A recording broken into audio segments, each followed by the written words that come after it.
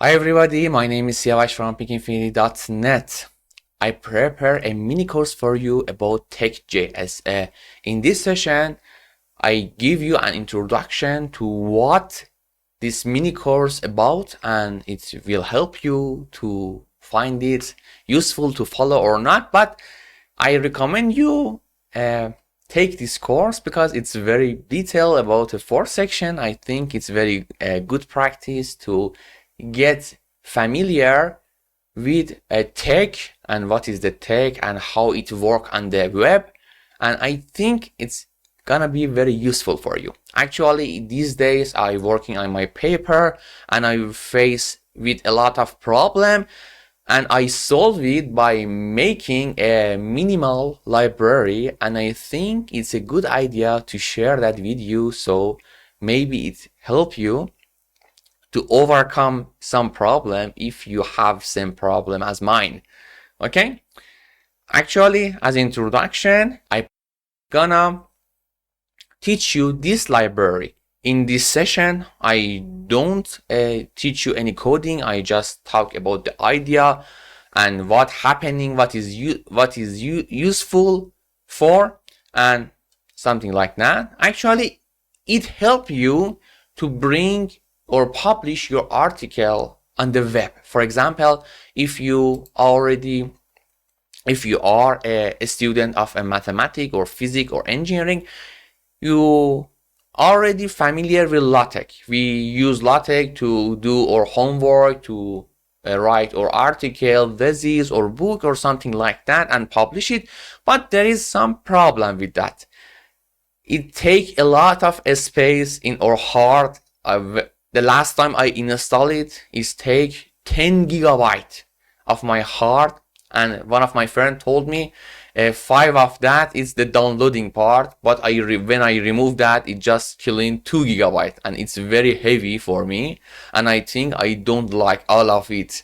So, and there is another problem with LaTeX, that sometimes the packages don't work with together very well. For example, some of them get updates, some of them don't get update, and it drives a lot of error, and sometimes it is very annoying, you know. So I developed this mini library to write my paper, and it's totally helped me to write my entire work.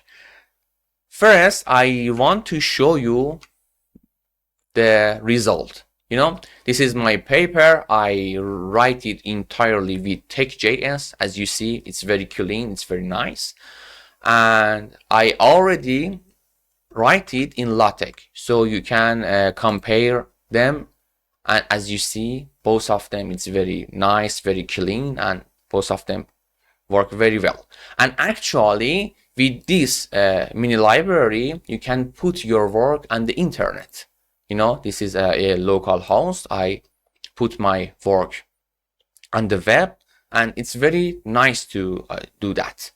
Okay, so there is two things. If you want to bring your work on the web, this mini library will help you. And another thing, maybe you develop a web application and you need to show your client, for example, something like this, and it will help you too. So I will talk about that a little later, maybe next section. So I will show you, talk about the different engine like Majax, like Kotek. You can use that to bring LaTeX into the web and something like that. And there is some disadvantage. I want to share that with you too. So when I finish my article, this is the last version of my article in a few days ago.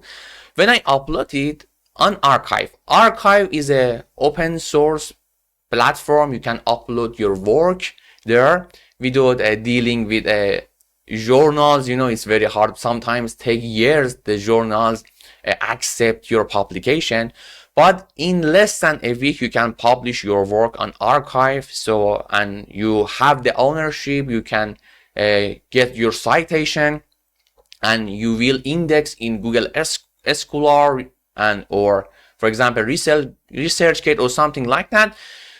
After I upload my PDF, with this library, actually you can get a PDF from this page, and this is the PDF I generate from it, and upload it to archive.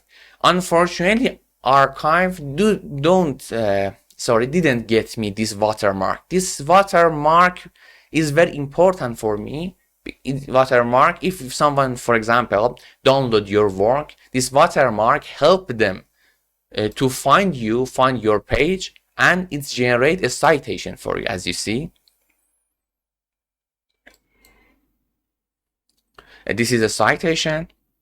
So someone, if they want to work on your article, can cite you with this. So this article, this watermark is very important for me to help my audience to find my page and something like that.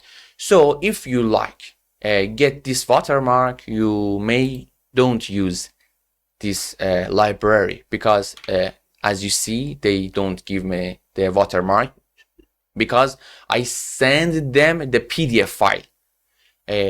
To put the watermark on your work, they need a text file. So you should upload your text file, and you will get this watermark in, for example, in work as an indicator of your work and something like that. So if you want bring your content on the web, something like this, it will help you.